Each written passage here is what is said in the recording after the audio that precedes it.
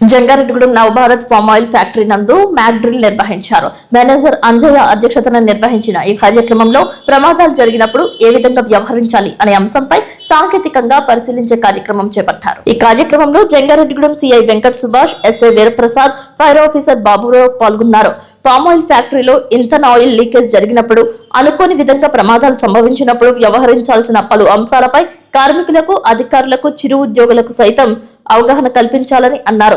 ప్రమాదాలు సంభవించినప్పుడు క్షేమంగా కార్మికులు రక్షణ స్థావరానికి వెళ్లే విధంగా చూసుకోవాలని అన్నారు. ప్రమాదాలు జరిగినప్పుడు ఏ విధంగా విజిల్ వేయాలి అనే అంశంపై ప్రతి ఒక్కరికి తెలిసేలా చర్యలు తీసుకోవాలని సూచించారు. ఈ కార్యక్రమంలో మానవతా స్వచ్ఛంద సేవ సీనియర్ సభ్యులు Ayinala Ramanamurthy, journalist Venkat, factory PRO Annapragada రాఘవులు పాల్గొన్నారు.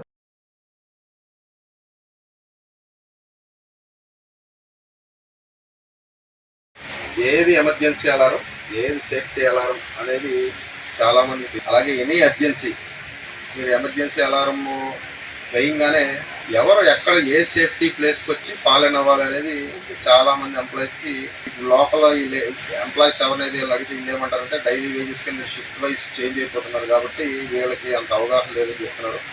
ప్రతి ఒక్క ఎంప్లాయీ వన్స్ గేట్లోకి అడుగు పెట్టిన తర్వాత ఎనీ అర్జెన్సీ రాగానే అలారం 3 times మోగుతుంది. ఈ 3 times అలారం మోగింది అంటే అర్జెన్సీ అని ఇమీడియట్గా వాళ్ళు చేసే వర్క్ ఏ స్టేజ్లో ఉన్నా ఇమీడియట్గా వదిలేసి వాళ్ళ సేఫ్టీ ప్లేస్ 4 points ఐడెంటిఫై చేశారు ఈ ఫ్యాక్టరీలో. ఆ 4 pointsకి ఇమీడియట్గా వాళ్ళ నియరెస్ట్ దగ్గరలో ఉన్న సేఫ్టీ పాయింట్ ఏదైతే ఉందో అక్కడికి వచ్చేసి వాళ్ళు మేమందరం సేఫ్గా ఉన్నామని వాళ్ళు ఐడెంటిఫై చేసుకుని ఎవరైనా కానీ ఎంప్లాయీస్ మిస్ అయితే ఎవరైతే మిస్ అయ్యారో ఎందుకు మిస్ అయ్యారో ఇమీడియట్గా ఐడెంటిఫై చేసి ఒకవేళ ఎవరైనా లోపల ప్లాంట్లో ఇరుక్కుపోయారా, వాళ్ళైనా ఎమర్జెన్సీ రెస్క్యూ చేయాలా అనేది ఐడెంటిఫై చేయడం కోసం ఈ సేఫ్టీ ప్లేసెస్ పెట్టడం జరిగింది.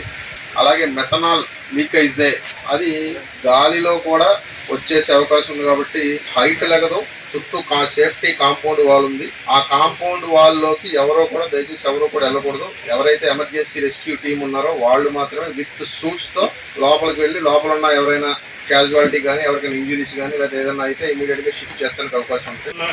బాటమ్ లెవెల్లో ఎంప్లాయీ వరకు అందరికీ తెలిస్తేనే దాని యూజ్, అంతే కదండి. లేకపోతే దాని యూసేజ్ ఉంది. చాలా మందికి ఇప్పుడు మేము అక్కడ మాట్లాడినప్పుడు వాళ్ళ అసలు ఎమర్జెన్సీ కాల్ అంటే కూడా తెలియదు. అంటే ఏదో చేశారు అంతే తప్ప దానివల్ల యూజ్ లేదు కదా. అసలు ఎమర్జెన్సీ కాల్ అంటే ఏంటి, అలా ఎందుకు మనం ఇక్కడ ఫాలో అవ్వాలి, అసలు అలా ఫాలో అయితే మనకి యూజ్ ఏంటి, ప్రతి ఒక్కరికి సార్ చెప్పినట్టు ప్రతి ఒక్కరికి గేట్ లో ఎంటర్ అయిన ప్రతి ఒక్కరికి కూడా ఆ నాలెడ్జ్ ఉన్నారు. ఇక్కడికి వస్తే దీని గ్రావిటీ ఏంటి, దీన్ని ఎలా చేసుకోవాలనే ఉంటే మనం ఎటువంటి క్యాజువాలిటీస్ లేకుండా తక్కువ ఒకవేళ ఉన్నా సరే చాలా తక్కువతో మినిమైజ్ చేయగలుగుతాం. దీనికి మా సైడ్ నుంచి ఎటువంటి సహకారం కావాలన్నా మేము అందిస్తాం ఎనీ టైం. అందరూ మా గవర్నమెంట్ ఇవన్నీ కూడా అన్ని డిపార్ట్మెంట్ కోఆర్డినేట్ చేసుకుని మన ప్లాంట్కి ఎటువంటి సహకారం కానీ 24 hours మీకు సహకరిస్తామని ఈ చాలాసార్లు ఫోన్ చేస్తుంటా.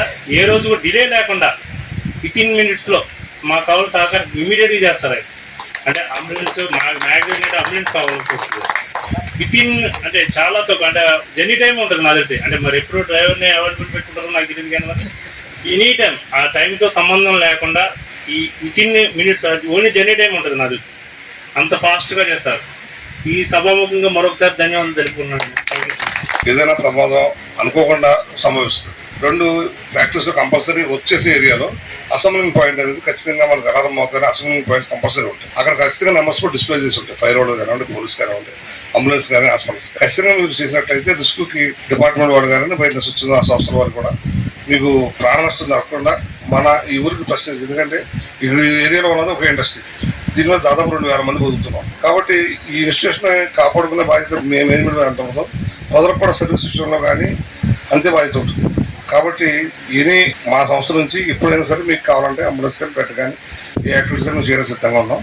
దానికి ఈ అవకాశం నాకు 1 గంట 2 గంటలు మనకు కేటాయించిన దానికి కంపెనీ తరఫున వాళ్ళకి సార్లు వాళ్ళు చెప్పినట్టుగా కొన్ని సందేశాలు చెప్పారు. అది డెఫినెట్గా ఇంప్రూవ్మెంట్ చేసుకొని మన స్కిల్స్ని కానీ మన రెస్క్యూని అప్గ్రేడ్ చేస్తాం. మన అందరు ఎంప్లాయీస్ తరఫున వాళ్ళకి నేను హామీ ఇస్తున్నాను. ఇదే స్పిరిట్ తోటి కొన్ని మాక్ డ్రిల్స్ ఇంకా కండక్ట్ చేసి వాళ్ళు కూడా మన ఫ్యాక్టరీకి కాల్ఫర్ చేసి, మిథనాల్ ఒకటే కాదు అదర్ మాక్ డ్రిల్స్ కూడా కండక్ట్ చేసి కాల్ఫర్ చేసి వాళ్ళ అడ్వైజెస్ తీసుకుంటాం. మీరు ఏదైనా మాకు వచ్చినప్పుడు కొద్దిగా సహకరించి మీరు మీ సమయాన్ని మాకు కొంత కేటాయిస్తారని నేను ఎక్స్పెక్ట్ చేస్తాను.